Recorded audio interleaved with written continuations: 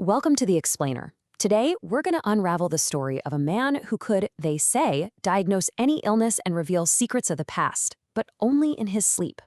A man they came to call the Reluctant Prophet. So let's just jump right in. The whole story of Edgar Cayce really boils down to this one central question. How on earth could a guy with just a 7th grade education from rural Kentucky come up with these incredibly detailed medical diagnoses that completely stumped doctors, and do it all while he was totally out, completely unconscious? It's a real paradox, right? And to even start to wrap our heads around his legacy, you've got to understand this huge contradiction that defined his entire life. They called him the Sleeping Prophet, and that nickname really says it all, doesn't it? It's like there were two completely different Edgar Cayces, the guy who was awake and the entity that spoke when he was asleep. He was totally aware of this split himself. There's this great story where a skeptical professor from Harvard comes to investigate him, and Cayce just lays it out there. He says, "I'm the dumbest man in Christian County when I'm awake." And that was the thing. The conscious Edgar, the guy walking around during the day, was just a humble photographer. He was a deeply religious man who was honestly just as baffled by his own abilities as everybody else. So you're probably wondering, how did this whole thing even work? Well, his process, which he called a reading, was surprisingly simple. I mean, really simple. He just lie down, loosen his collar, and basically put himself into a trance. No fancy machines, no special setup. In fact, he claimed he could do it just as easily lying on the floor. And once he was in that state, you'd give him a person's name and location, and boom, he could somehow tap into this incredible stream of information all about them. And the crazy part is, this wasn't some gift he went looking for. Not at all. From everything we know, it seems like this ability found him. And it all started with a really powerful prayer he had as a little kid. Cayce was, by all accounts, an incredibly devout kid. We're talking about someone who read the Bible cover to cover once for every single year of his life. And his deepest, most sincere prayer was simply to be helpful. He wanted to help other people, especially kids who were sick. And then, not long after he started praying for this, he had this vision out in the woods. A woman appeared to him and told him his prayers had been heard. A moment like that would absolutely change your life. But the first hint that something different was going on with him actually came at school. He was not a good student. He really struggled. The story goes that his father got so frustrated with him that he actually knocked him out of his chair. And in that moment, Cayce said a voice in his head just told him to sleep on it. So he did. He took a nap with his head on his spelling book. And when he woke up, he knew it perfectly. From that day forward, that's how he studied. But the real game changer, the moment everything shifted, was when he had to use this weird ability to save himself. As a young man, he got this awful case of laryngitis. So bad he could barely whisper for an entire year. Doctors had no idea what to do.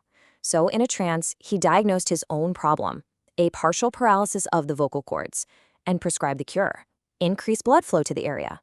A local man named A.R.E gave the suggestion out loud. His throat turned bright red, and just like that, his voice came back, perfectly normal.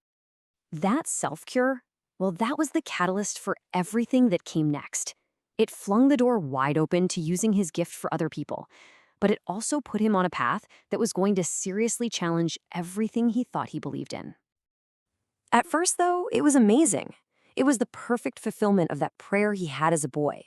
He started working with A.R.E and began giving these medical readings, and the accuracy was just uncanny.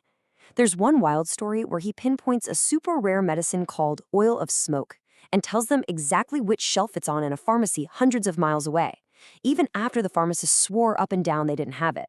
Turns out they did. But then things took a sharp turn. A businessman named Arthur Lammers came into the picture. Now, Lammers wasn't just interested in curing sickness. He was fascinated by the occult, and he was absolutely convinced that Cayce's gift could do way more than just medicine. He started pushing Cayce to ask bigger questions while he was in his trances. Questions about the soul, the afterlife, and ancient mysteries. And this threw Cayce into a massive crisis of faith. You have to picture it. On one side, you've got this devout Christian guy who teaches Sunday school. On the other, you have the transcripts of what his own voice is saying while he's asleep, and it's talking about reincarnation, karma, and astrology. For a guy like him in that time and place, that was pure heresy. It said he would literally wince when he'd read the transcripts of his own readings. But even with all this inner turmoil, as his fame started to grow, Cayce became laser-focused on one single, driving ambition. He had to build a legitimate place, a real institution where the healing information from his readings could be studied and put into practice. Yeah, his ultimate goal, his big dream, was a hospital, but not just any hospital. He pictured a place where patients could get the kind of holistic treatments that he was prescribing in his sleep. You know, things like specific diets, massage therapy, osteopathic adjustments. For him, this was the way to make the work real, to make it last. And you know what?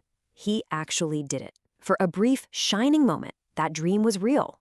In 1928, the Cayce Hospital opened its doors in Virginia Beach. But then, brutal timing. Just 1 year later, the stock market crashed, and his financial backers were wiped out. By 1931, the hospital was gone. It must have been a crushing blow. But out of those ashes, his supporters formed the Association for Research and Enlightenment, or A.R.E., to make sure the work itself didn't die with the building. And it's so important to understand, for Cayce, this was never, ever about the money. There's this one letter he wrote to a blind laborer who was worried about paying the usual fee. Cayce wrote back, and he said, "If this information is of a divine source, it can't be sold. If it isn't, then it isn't worth anything." He did this all the time, which, by the way, meant his own family was almost always struggling financially. So, when you look back, despite all the financial problems and the heartbreaking failure of his hospital, Cayce's real legacy, it wasn't a building. It was the absolutely massive archive of information that he left behind, a true river of information. 14,306. Let that number sink in. That's how many readings he had given by the time he died in 1945. And every single one, every single word, was painstakingly transcribed by his incredibly loyal secretary, Gladys Davis. What they created was one of the largest and, without a doubt, most unusual psychic archives the world has ever seen. And the sheer scope of what's in that archive is just mind-boggling. I mean, sure, it started with medical stuff, but it just kept expanding. Soon he was doing what he called life readings that explored people's past lives. There's complex dream analysis, deep spiritual philosophy. He even talked about global prophecies and the lost history of Atlantis. It's a complete and, let's be honest, a very unusual philosophical system. And all of that work, that entire massive collection, is still preserved and studied today. It's all housed at the Association for Research and Enlightenment, the A.R.E.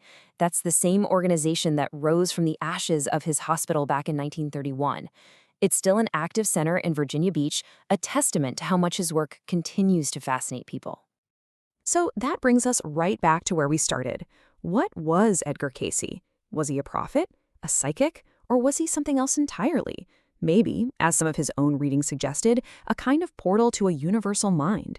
He never claimed to know for sure. He just left behind this incredible mystery and this vast river of information for us to puzzle over.